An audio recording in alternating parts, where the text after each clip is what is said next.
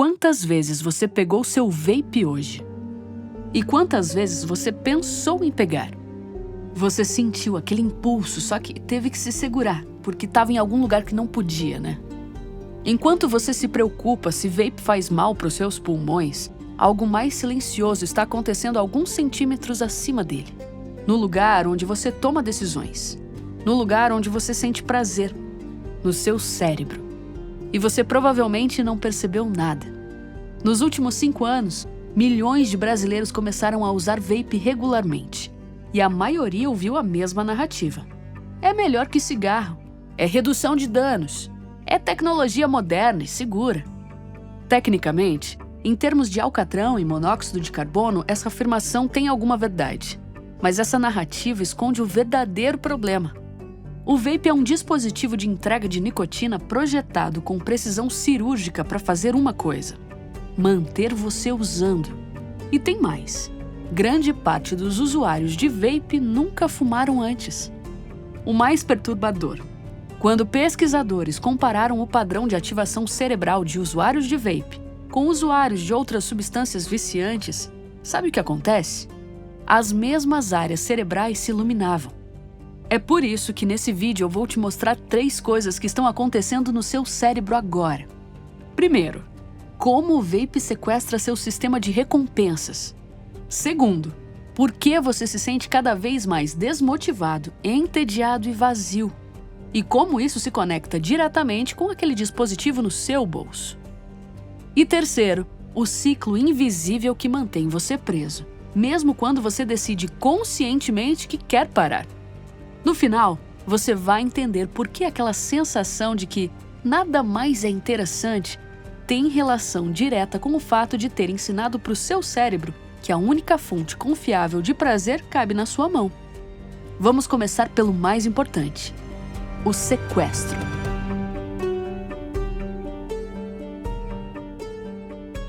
Para entender o que está acontecendo no seu cérebro neste momento, precisamos falar da dopamina, a molécula da motivação, da antecipação, da busca.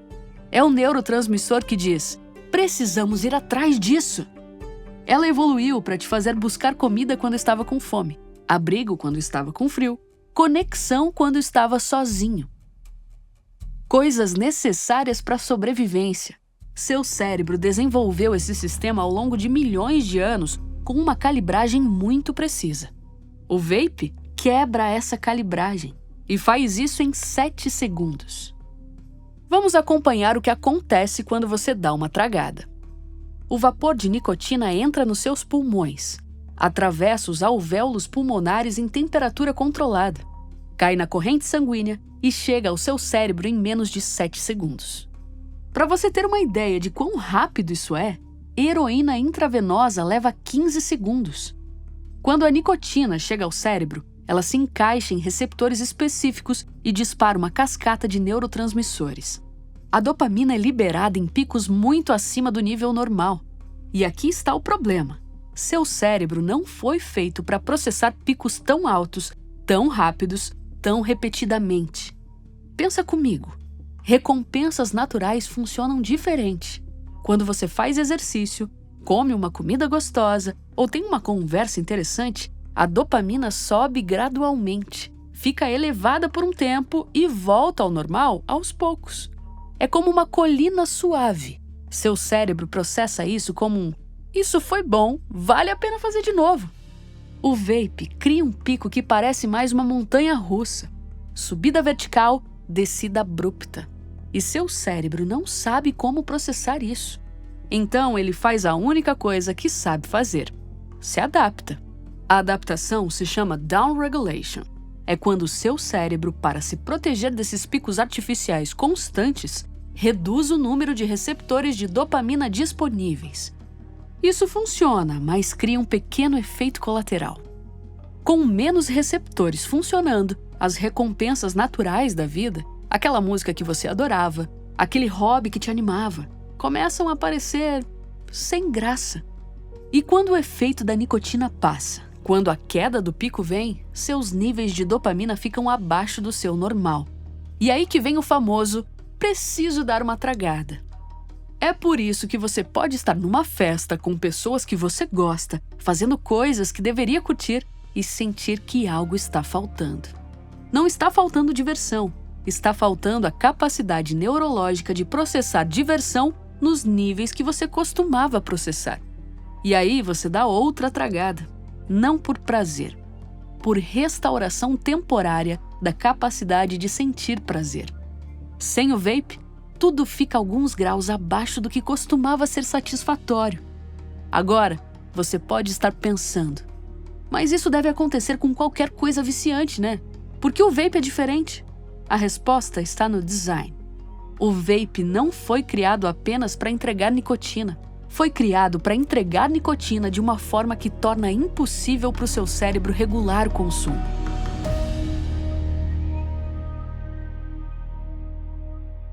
O desenho da dependência perfeita não começou em um laboratório de química. Começou com uma pergunta simples que a indústria do tabaco sempre teve: como fazer alguém consumir mais nicotina sem perceber?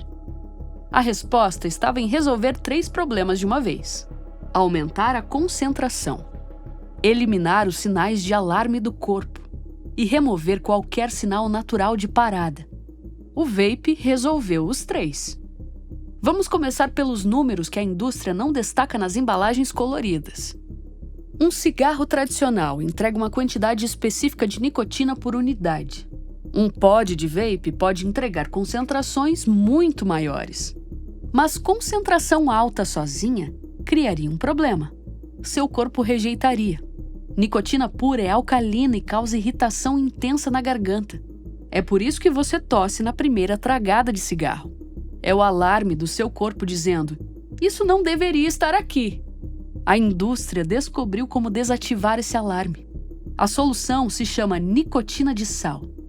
É a nicotina combinada com ácidos que reduzem o pH do vapor. Isso mascara completamente a aspereza. Com nicotina de sal, você consegue inalar concentrações que normalmente fariam você tossir por minutos. Seu corpo não te avisa mais. O sistema de defesa foi neutralizado quimicamente. Agora, imagina a diferença prática. Um cigarro tem arquitetura de uso embutida. Você acende, fuma durante alguns minutos, termina. O papel queima, as cinzas caem, a bituca fica pequena demais para segurar. Existem marcos físicos que dizem: acabou. Seu cérebro registra esses sinais como fim de consumo. O vape eliminou cada um desses sinais, propositalmente. Não tem papel queimando, não tem cinza caindo, não tem bituca diminuindo. Você dá uma tragada, guarda no bolso e 20 minutos depois dá outra. Seu cérebro não completa o ciclo de consumir, terminar, esperar. E isso muda completamente o padrão de uso. Um fumante tradicional tem em média cerca de 10 a 15 episódios de consumo por dia. Cada episódio dura alguns minutos, com intervalos forçados entre eles. Um usuário de vape pode ter mais de 40 episódios por dia. Mas eles não são episódios, são micro-usos constantes. 2 tragadas esperando o elevador, 1 tragada lendo mensagem no celular, 3 tragadas assistindo série, 1 tragada decidindo o que vai comer no almoço. A genialidade do design é que você não consegue mais contar. Quando alguém fuma um maço por dia, ela sabe disso. Vê o maço acabar, compra outro. Existe uma unidade mensurável. Com um pod, dura quanto tempo? 3 dias? 5 dias? Depende. Não existe contabilidade mental. E sem contabilidade mental, não existe percepção de consumo. Sem percepção de consumo, não existe possibilidade de autorregulação. É como tentar fazer dieta sem saber quantas calorias você está comendo. E aqui entra a armadilha mais cruel de todo esse design. Diferente do cigarro, diferente do álcool, diferente de qualquer substância viciante tradicional, o vape não carrega marcadores sociais de dependência. Não tem cheiro, não deixa rastro, não tem estigma. Então, seu cérebro foi sequestrado. Sua capacidade de sentir prazer foi comprometida. Você está consumindo doses que nem consegue contar e ninguém ao seu redor percebe, incluindo você. Isso nos leva aos sintomas que você está sentindo, mas não está conectando ao vape.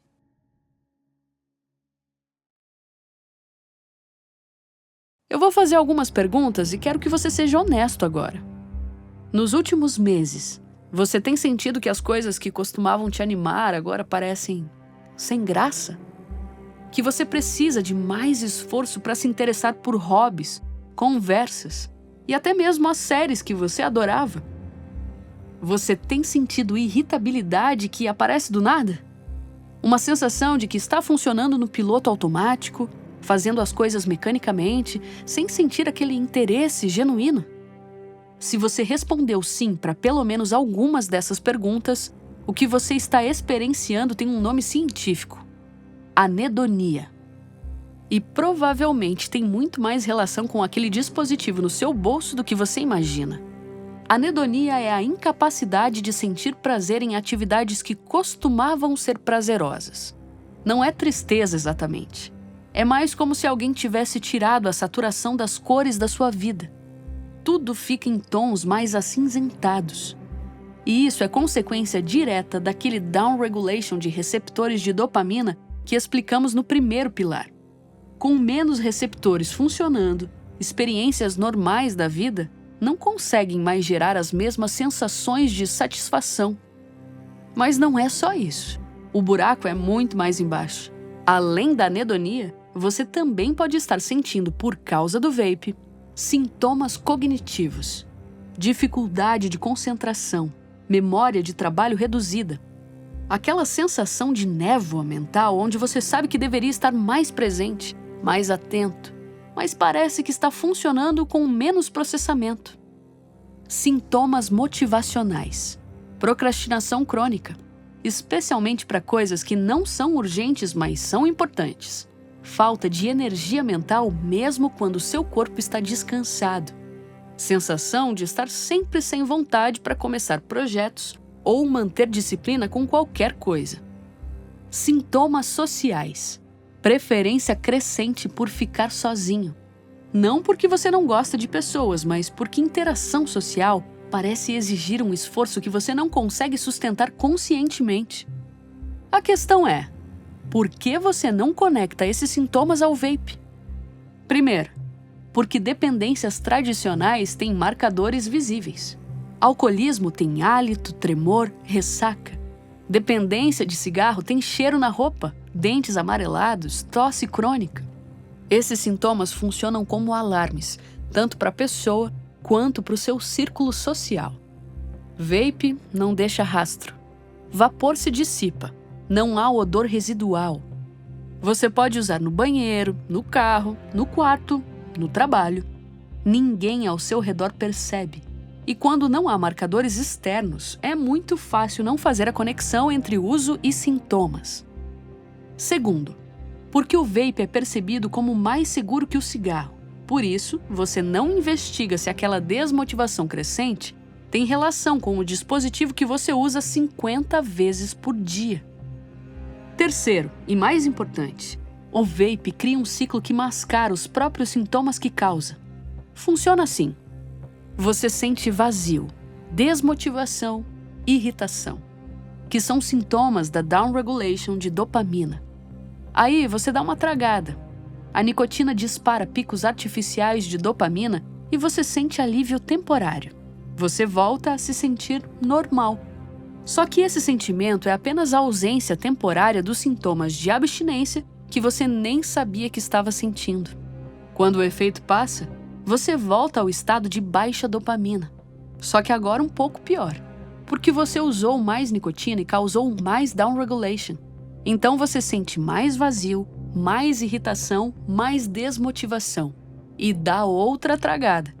O vape se torna simultaneamente o problema e a solução. Você se sente mal, usa o vape, sente alívio. Associa o vape com bem-estar. Não percebe que ele é a causa do mal-estar original. E a parte mais frustrante é que mesmo quando você conecta os pontos, mesmo quando entende que aquela sensação de vazio tem relação com o vape, você ainda não consegue parar facilmente, porque seu cérebro não funciona mais como funcionava antes.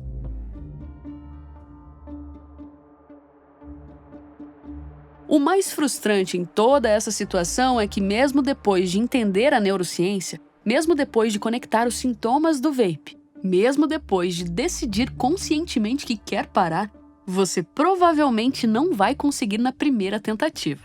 E não é por falta de força de vontade.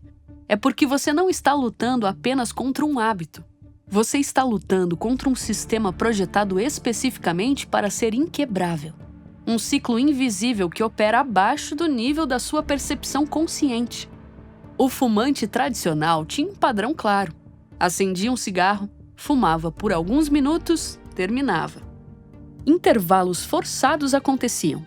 1 hora no trabalho, 2 horas no avião, 8 horas dormindo. Durante esses intervalos, os níveis de nicotina no sangue caíam. Não o suficiente para a recuperação completa, mas o suficiente para o seu cérebro experienciar picos e vales. O vape destruiu esse padrão. O que você faz agora se chama microdosagem compulsiva. 2 tragadas esperando o elevador, 1 tragada processando um e-mail, 3 tragadas assistindo um vídeo no celular, 1 tragada decidindo o que vai comer. Cada uso individual parece insignificante, mas neurologicamente o que importa é a exposição acumulada. E exposição acumulada sem intervalos é a receita perfeita para dependência máxima com percepção mínima. Esse é o truque mais inteligente do sistema. Você fica em estado perpétuo de quase abstinência, que você não reconhece como abstinência. É só uma sensação vaga de que algo está faltando. Uma inquietação sutil, uma vontade de fazer alguma coisa que você não consegue nomear. E aí você dá uma tragada. A sensação passa. Você não pensa, acabei de tratar sintomas de abstinência. Você pensa, agora eu tô relaxado. Não percebe que acabou de se medicar. E por que isso acontece? Porque cada uso foi tão breve, tão integrado à rotina, tão normal, que seu cérebro não registrou como um evento específico. É como tentar lembrar quantas vezes você piscou ontem. Agora, o mais desafiador é quando você decide parar, porque o seu cérebro precisa de tempo real para se reconstruir. Aqueles receptores de dopamina que foram reduzidos durante meses ou anos, eles não voltam em 1 semana.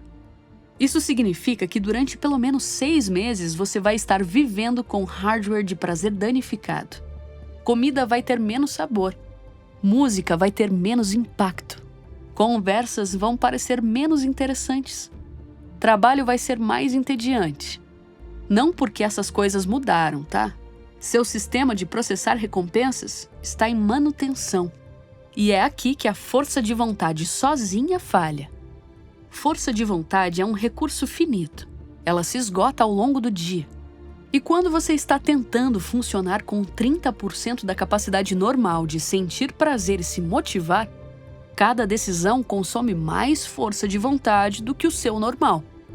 E o pior, seu cérebro, desesperado por qualquer fonte de dopamina, vai te convencer de forma muito eloquente que só uma tragada vai resolver tudo.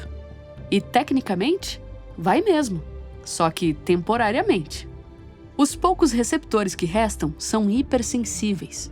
Então uma tragada após dias de abstinência cria um pico de dopamina desproporcional.